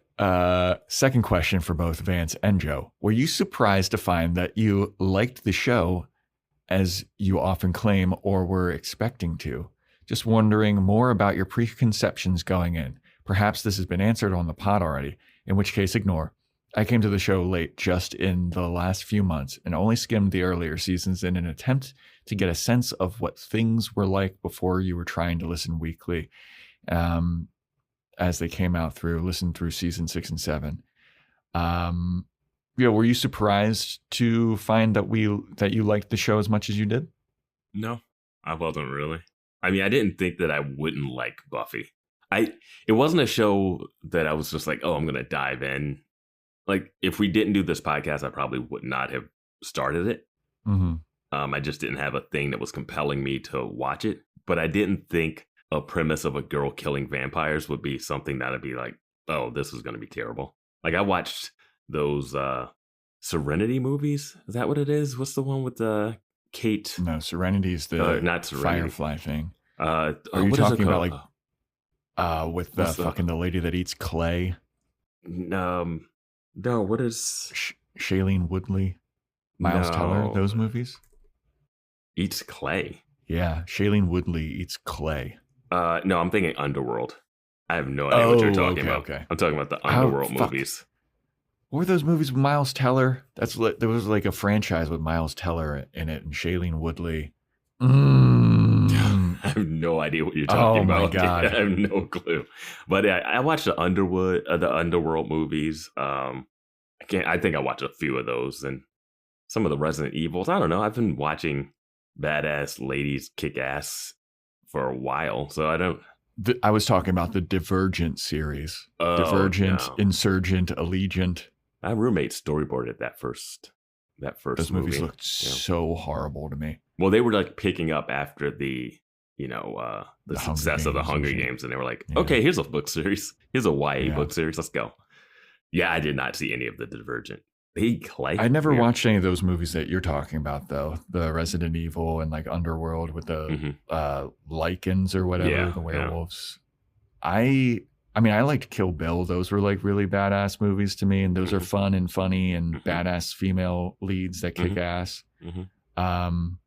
So yeah, I didn't expect to not like it. I feel like it kind of met my expectations. I thought I was going into it being like, this will be fun and a good romp. Yeah. Yeah, it was a good one. And I don't think they did too much of the sappy teen romance stuff in it as much as they didn't go so hard into it. Every one of Buffy's relationships is weird because it's with a vampire, but it's not Twilight level fawning over each other. From what I've know of Twilight, it's not like, oh my God, they're just like lingering they're like looking into each other's eyes and staring at each other and just like, it's not that type of show, which I didn't expect it to fully be. But I think if you're watching a more recent CW show or something like that, like True Blood, I know is like super campy and whatever, but it's all about the romance between people hooking up with each other.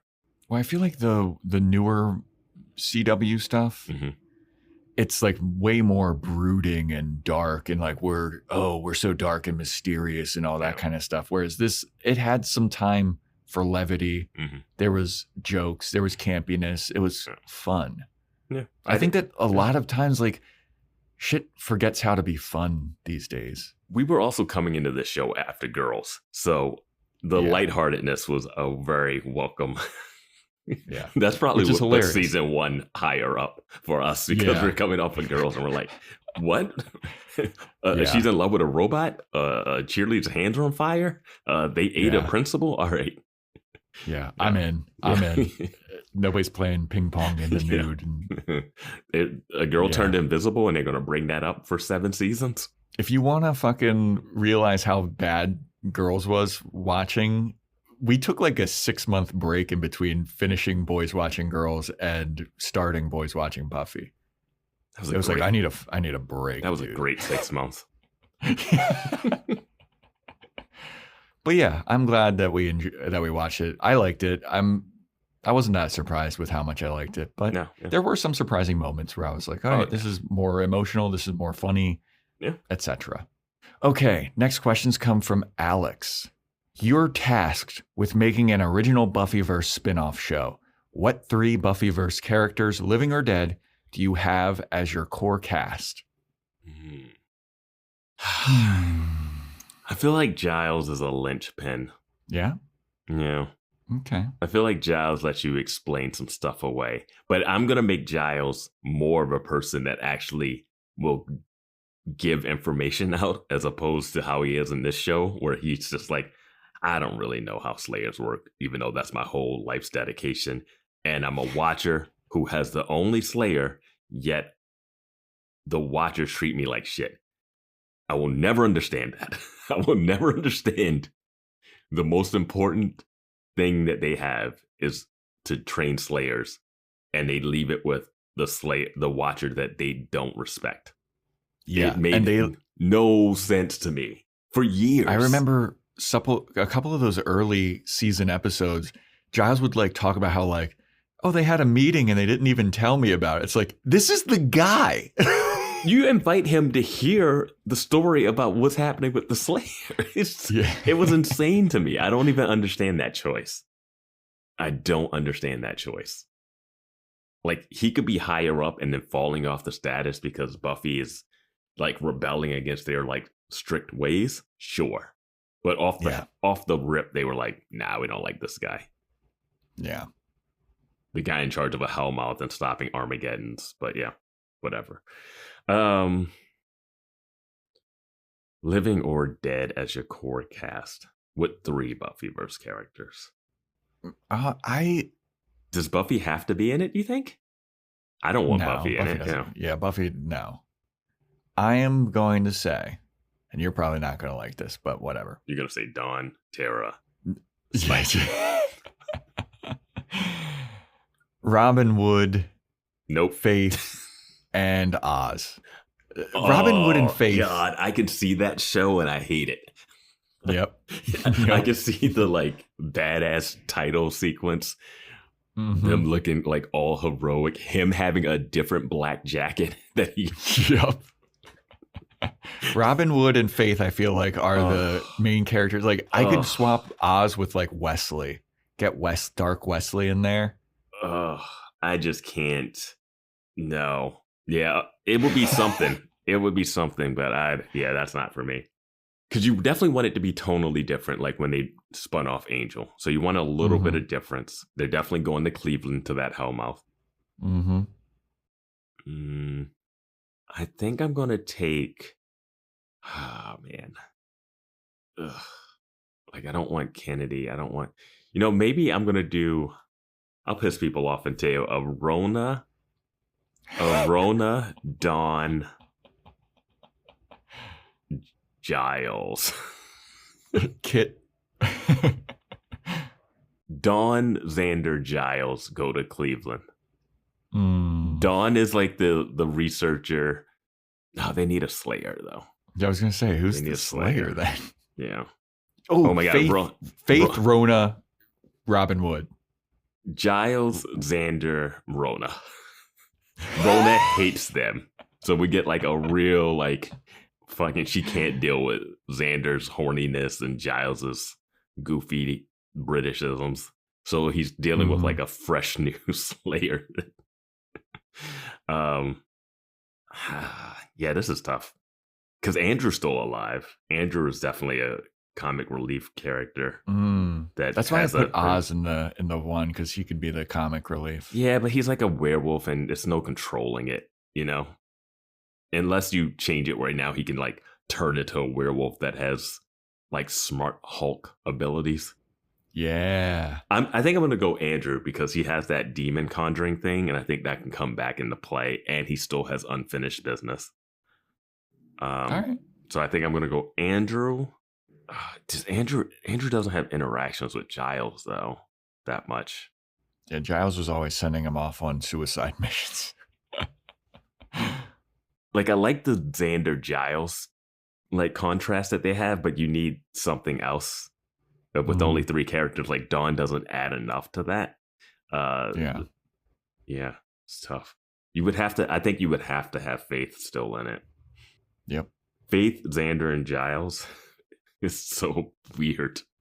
I think the linchpins for me for the spinoff would be Faith and Robin Wood, because Robin Wood could fill in the role as like the watcher, knower of like that kind of stuff, because he's got the history. But he also has the like he's dating Faith now. It's a different vibe then. Yeah. And who's the third Faith, person? Yeah. And then a third person to be named. It could be Rona, Faith showing her the ropes. Could be Oz for whatever comedic effect. I don't know. Maybe Andrew. Maybe sub Andrew in there. Maybe Andrew. Maybe they can argue over Pop-Tarts and stuff more. Toaster strudels. Yeah. All right. Alex's second question. In real life, do you want Buffy to get a continuation / revival / reboot TV series, or do you want them to leave it as is? Leave it as is. I would like to leave it as is, but I understand the reasons why somebody would want to continue, revive, or reboot it for money. Yep. All right. Thanks, Alex, for those questions. We got a couple from Captain Rogers. Shout out Captain Rogers. Number 1, between Buffy and Angel, which show do you think is better from what you've seen so far? Buffy. Buffy's better. Yeah, 100%. Number 2, should they do a Buffy reboot remake? We get that. I feel like you guys want them to make a reboot remake because everyone's asking this question. But luckily, they asked a bonus question, which is the cheat code, apparently. After watching all of Buffy, would you still say you like the show? Yeah, I like the show. Yeah. Season 7 definitely took a downturn. Yeah, but if you lopped off that, you still got 6 seasons of TV. Yep. Yeah. All right, next question. Discord user Grrr. I'm glad you did it, not me. Yeah, I was gonna say. What's up, Grrr? I'd love to hear you describe your current understanding of the invitation rules now that it's over.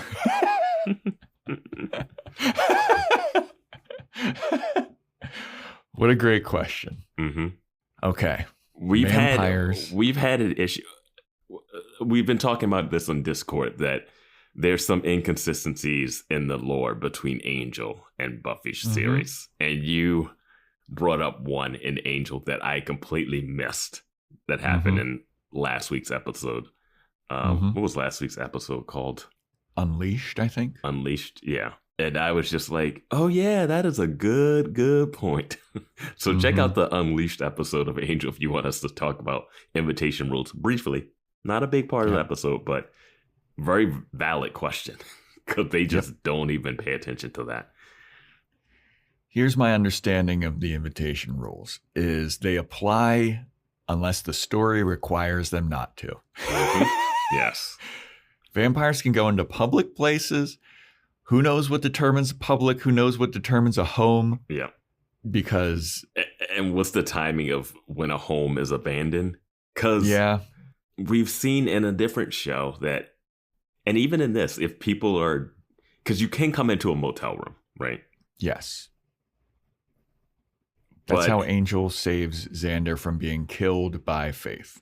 But in the Angel series, it's so weird at one point that he can't go into a hotel room in a hotel that he owns.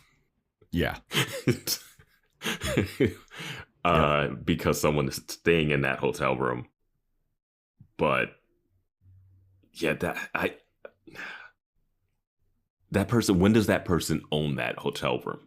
Well, that person was going to live in that hotel room, I guess. So then it's their home. Who's in charge of that rule? Someone has to like say, okay, put the border up. Like some spiritual thing has to say, okay, I'll allow it. Yeah. I won't. Yeah. Because we've had the issue when Buffy kicks that guy out of his house. Did he just abandon the house? Did he not just go to a coffee shop that night and be like, well, some girl came in and took my shotgun? He like forego all ownership of the house at that point. That was strange to me. That's wild.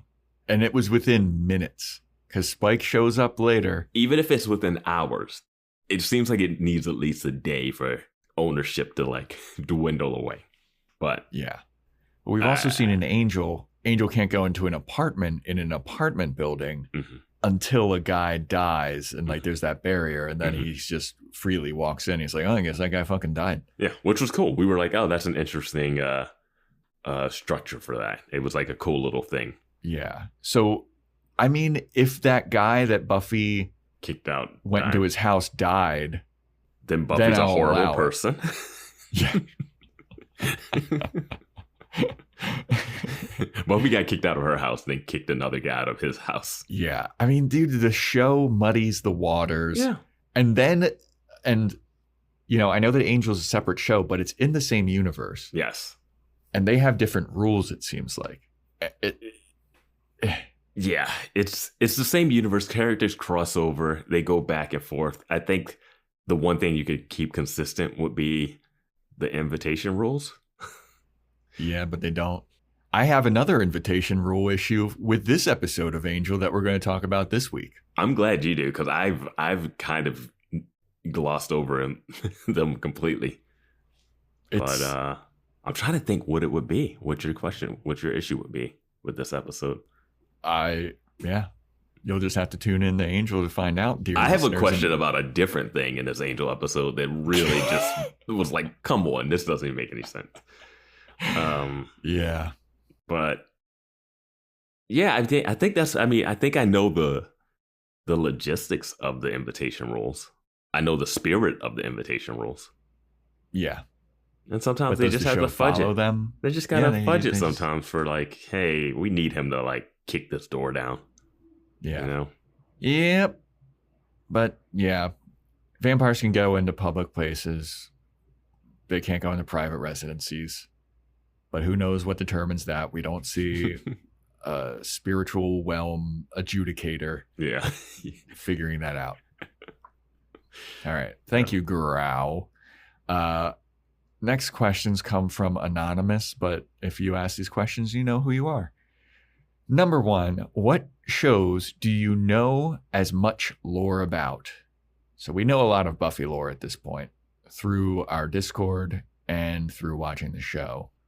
I mean, I'm thinking Game of Thrones, House of the Dragon type stuff. That's like a lore show, like Lord of the Rings stuff. I don't know if I've watched too much stuff that encapsulates a ton of lore with it. Yeah, I don't watch a lot of lore heavy shows. Yeah. Let me see. Let me pull up some stuff I've recently watched, but I'll say Steins Gate, whatever. Steins Gate. I got really into that. Does it have a ton of lore to it? Yeah, it started as a visual game. There's a sequel to it. There's a movie. Mm-hmm.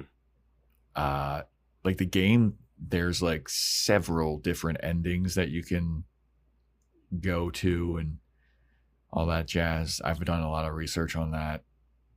Maybe JoJo's Bizarre Adventure too. I don't know much about the manga of that, but I'm caught up on the show. But you don't watch anime though, Joe, right? Yeah.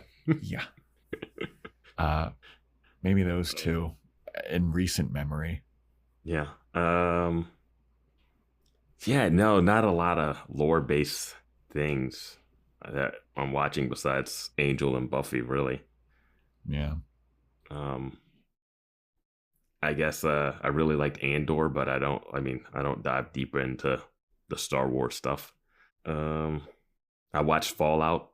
I played Fallout. I played half of Fallout 3, maybe a quarter of Fallout 3. That game's super long, really good. Yeah.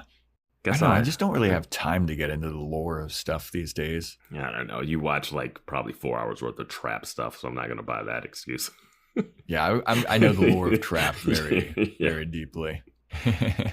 I just don't have a lot of heavy lore stuff that I watch that would involve diving deep into it. It'd be more like the making of something or like how a show got made or analyzing, but not a lot of lore stuff. And second question from this anonymous person: what singers/bands should have played at the Bronze? Drew Hill. Oh, Drew Hill. Seeing Cisco up there with his hair. I know. I was going to say Cisco before he was Cisco. Busting out the thong song on the stage. The Baha Men. Yeah. Who let the dogs out? They have a werewolf episode. Yeah. They sing this. I was like, I kind of dig this. Yeah. You're not a dog. Prom episode with the Hellhounds. Yeah. Oh, man. Maybe like Deftones for one of their like dark, sexy episodes. Wu-Tang and Rage Against the Machine. Oh, here's one that a band called Boa. They did a song called Duvet that would have definitely fit in with Buffy for sure. That would have been good. I'm trying to think. I didn't really like this era of music, to be honest with you. Like the moody, like grungy type stuff, like that just didn't. Maybe the Cardigans. Yeah, Cardigans could have been good. Play Erase and Rewind. A little bit of my favorite game when they're in their dark period, not like Kiss Me. Oh my God. Not who was thinking of the singer, and I'm drawing a blank on her name. I'm not gonna think of it. It's not Nora Sinead Jones. O'Connor.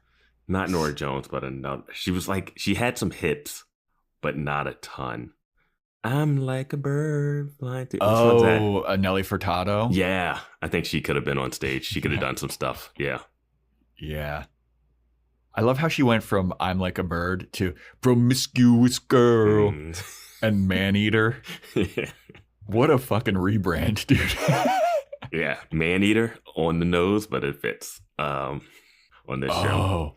Yeah. One of those like Xander specific episode, they had that band Lit to play My Own Worst Enemy. Mm-hmm. That was in like every teen romp comedy. Yeah. Should I forget about the things I said when I was drunk? Yeah. Didn't mean to call you that.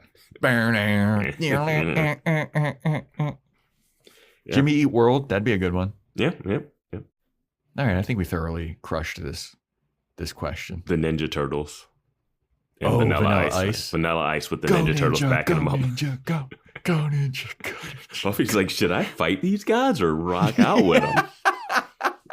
crossover of the century. Bebop and Rocksteady burst in, and it's like, turtle Bebop power and and Rocksteady Slayer. would totally burst into the bronze, dude. Yes. Yes. Oh my God. That's it. Buffy. That's the crossover. We need you to take down the Super Shredder. The Foot Clan. I only fight witch clans. I don't know. Oh God, dude. Oh, I love it. What were the Knights of Byzantium come in? Yeah.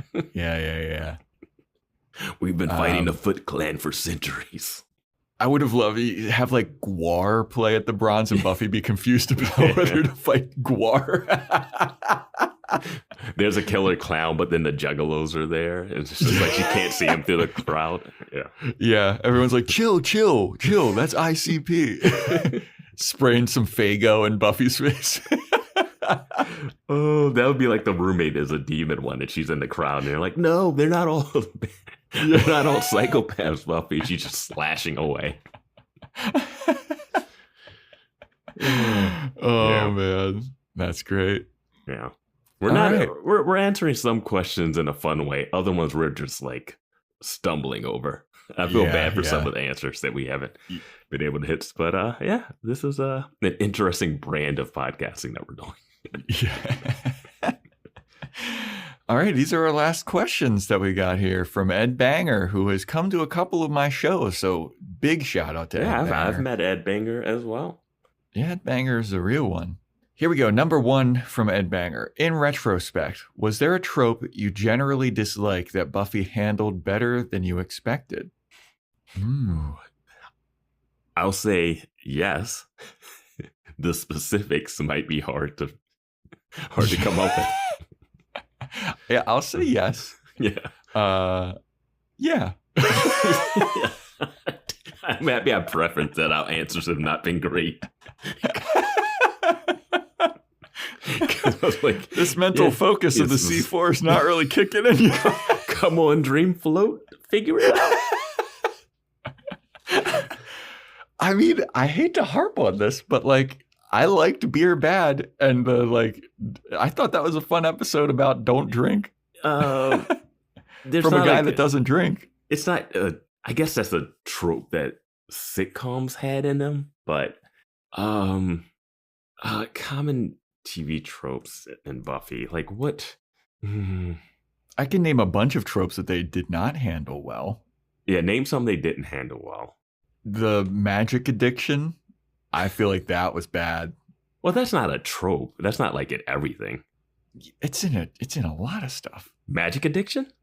No, I mean like the addiction period element of it. Yeah. Because they tried to like have their cake and eat it too with like addiction, but then it was also like orgasmic, but then it was also necessary. I would say win some battles. I would say tropes are more like the nerdy girl, the cheerleader stuff. Like, oh, okay. Those are tropey things. I was thinking more of like story tropes. There are story tropes too. Character tropes. I mean, story tropes such as like, I guess would be like her falling in love with vampire, the wise, the wise father figure character, the Joyce being the clueless mom. See, those are character tropes. I feel like those aren't story tropes. Trying to think, and this is where it's like it gets tricky because if I had a list of the tropes, let's see, some general tropes. I'm on TV tropes, just looking through the trope thing that they got. They have abandoned at a hospital awakening. Did not like that stuff. Yeah, I think that didn't we say that they invented the trope of like the affable evil with the mayor? I don't know if they invented that trope. I mean, but I loved that. Yeah, they did that so well. They do a decent enough job of having characters do the comedy in dark situations that are a little horrifying and lightening the mood. But that's not something they invented, but they do a decent job of it. What other stuff is there? Trying to think. Let's see. What's some least favorite TV tropes? Because I feel like I'm just drawing a blank on like what. Like it was all a dream. That's a trope that people hate. They nailed it. It was all a dream in one of the Angel episodes that we talked about. Oh, they crushed that. Like that was probably my favorite, one of my favorite ever of It Was All a Dream, and not being like, I freaking hate this. Yeah. Like there's a trope because it served the story to get to the next part. Mm-hmm. No, like it wasn't just like, oh, this was a fake out. The fake out, when you find it, you're like, oh, perfect. It's not like a fake out where you're like, oh, what did I just watch? You know? Yeah. Having to kill your loved one kind of thing, the love triangle stuff. The love triangle stuff is fine in Buffy. It's not my favorite. I really wish Spike would have dated Joyce. I think that would have been hilarious. And then having Spike as a stepdad and Giles being pissed off about that. And also Spike being with someone he hooked up with in Band Candy. That would be awesome. And then that means Buffy doesn't have to hook up with Spike. And if she does hook up with Spike, it makes it even more creepy. So you're a jike, you're a spoik. A spoice. None of those sound good. Yeah, I know. Jike sounds like a slur. Yeah. I was like, I don't even want to say that again. I don't even want to repeat that one. Joik. Team Joik. I guess the one that you probably don't like is like, would you call Willow Mary Sue? I don't even know technically. Like a Mary Sue is just like a perfect person that is able to solve everything. It's good at everything. It's like a female Deus Ex Machina kind of thing. Yeah. Well, this is about what we like. We liked that they handled. I'm going to say the affable mayor, the fun, evil character that you love to hate. I don't think that's a trope. I think that's just a thing.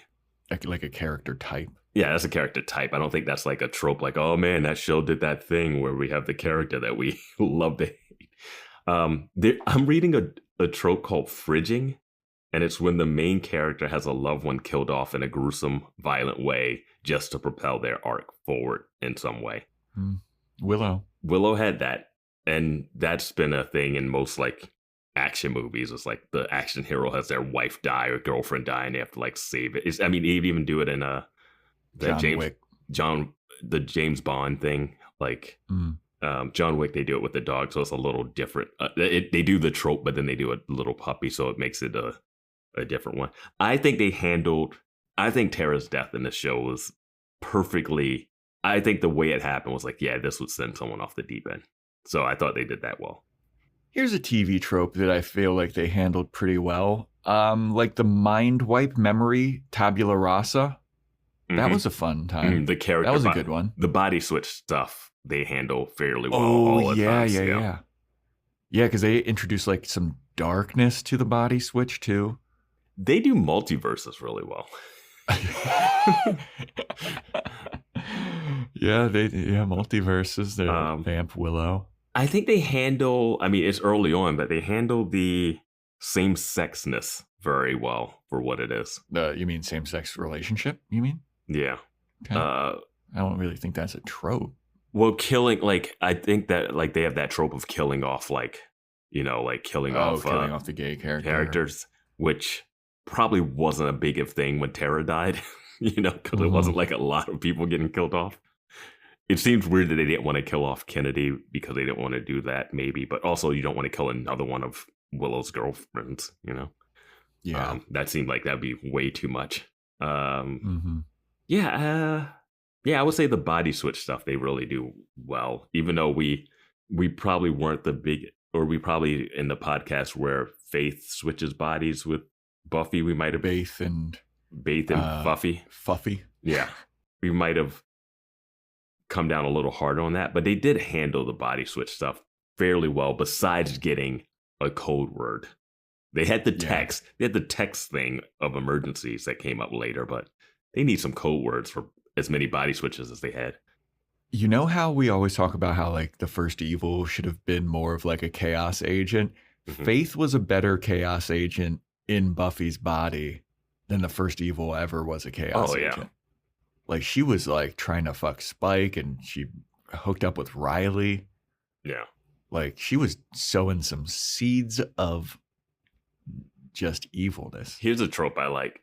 Giles getting knocked out. A character getting knocked out. I thought Giles getting knocked out was always funny. Yeah. Okay. Yeah, that was a good one. Yeah. Bloody hell. Yeah. With the trank. Mm-hmm. Yeah. Okay. Yeah. And final question.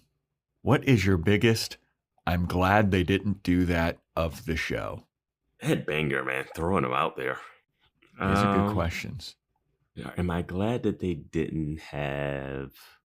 Am I glad that a character survived or didn't die? Am I glad that a character didn't end up hooking up with each other?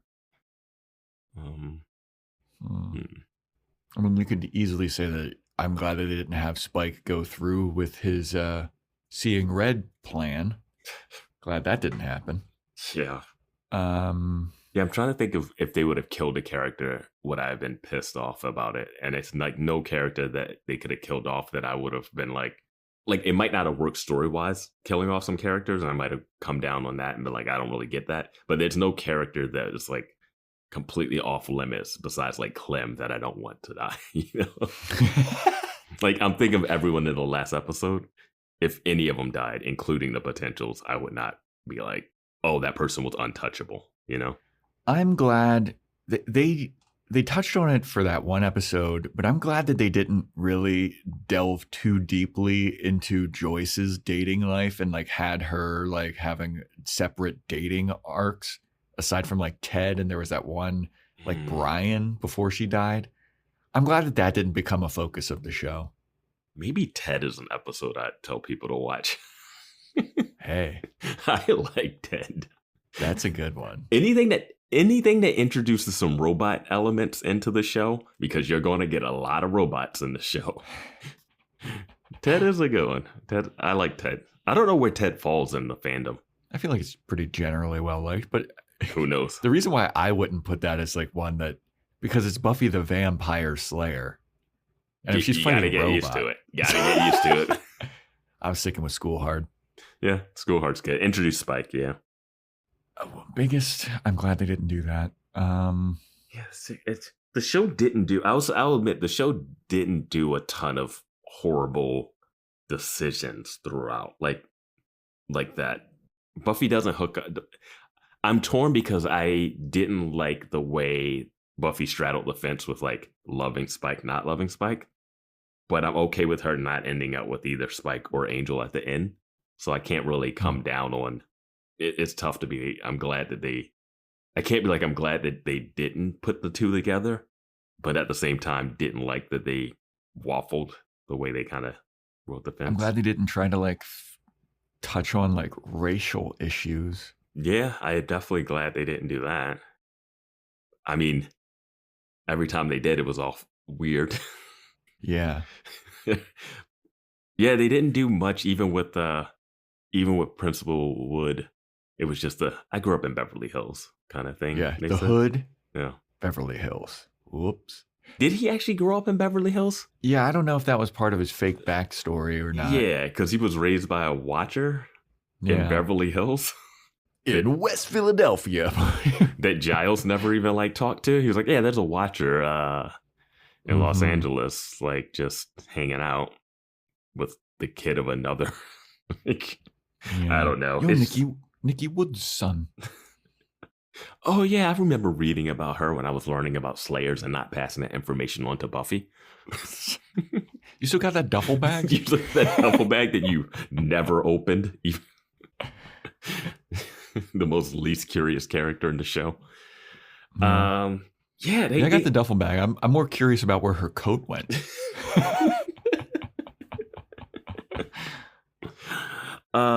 Yeah, biggest, I'm glad they didn't do it. I'm trying to think of, I mean, I don't even have I have like things I wish they would have done, kind of, but nothing that I'm like, oof, I'm glad they didn't do that.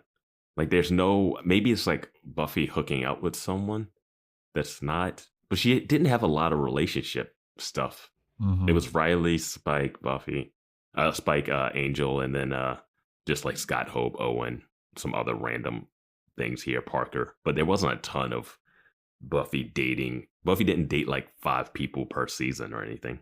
I'm glad that they didn't make Riley into like a bad guy. Yes, they didn't do the thing where because people like Angel, that's one of the tropes things that they avoid too, is that they don't make the other boyfriend like the jerk.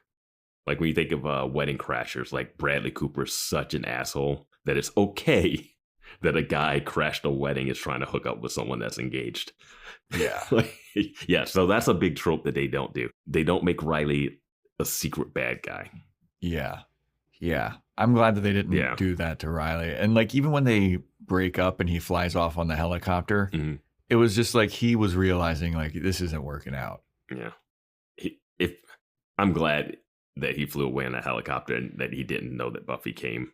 But I'm also happy that he came back, that they were able to kind of clear the air, get it all out of the way. So it's not this weird lingering thing. Because that was my thought. It was like, oh, he'll never know. That's so tough. He'll never know that she even tried to come there. And it's just, at least they closed some stuff up. And I'm happy that they can kind of live their short existence that they have left without that. I mean, there's also some like really just out there. So I'm glad that Oz didn't turn into a werewolf and eat Willow or something like that. Just really goofy shit. I'm glad they didn't do. But like, yeah. But yeah, that's kind of, I like those things. That, the show's good. We like the show. 10 out of 10, no notes.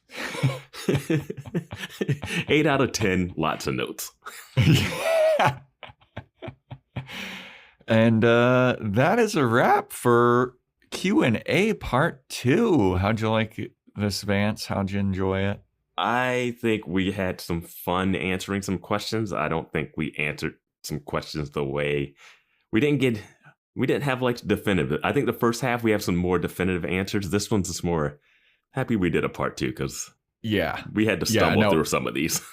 I remember reading all of the questions before we did part 1, and I remember like warning you, like some of these questions towards the end are like heady.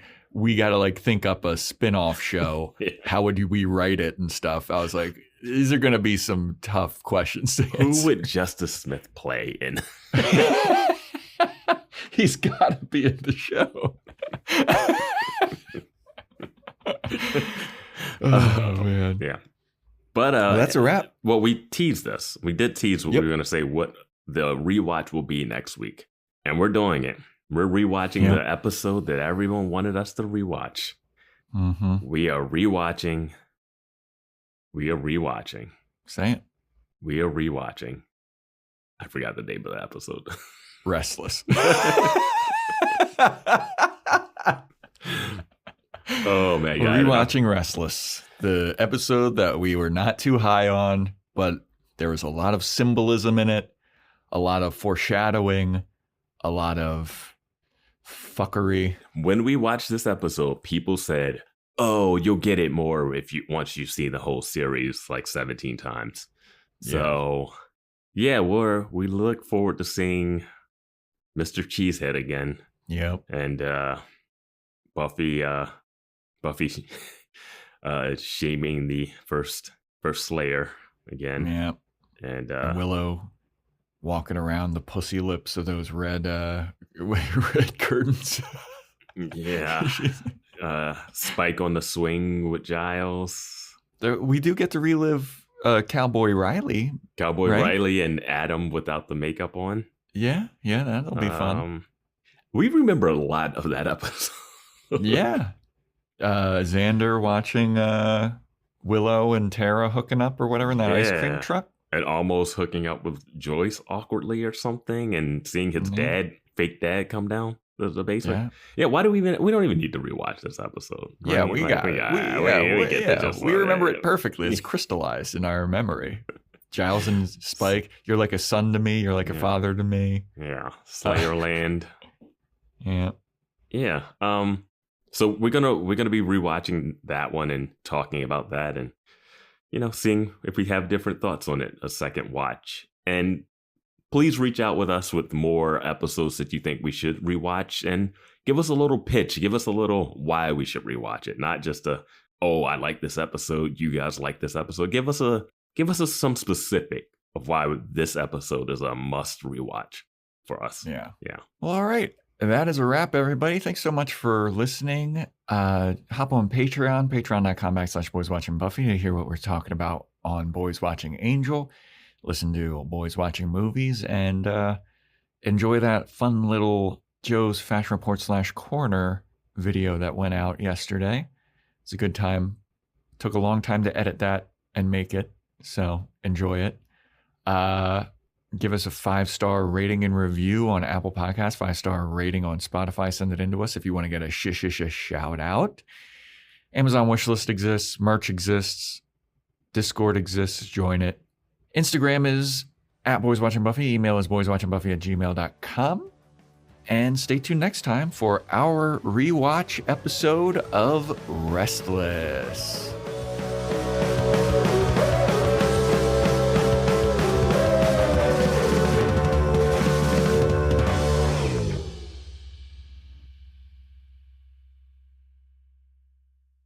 Seltzer Kings. Podcasts.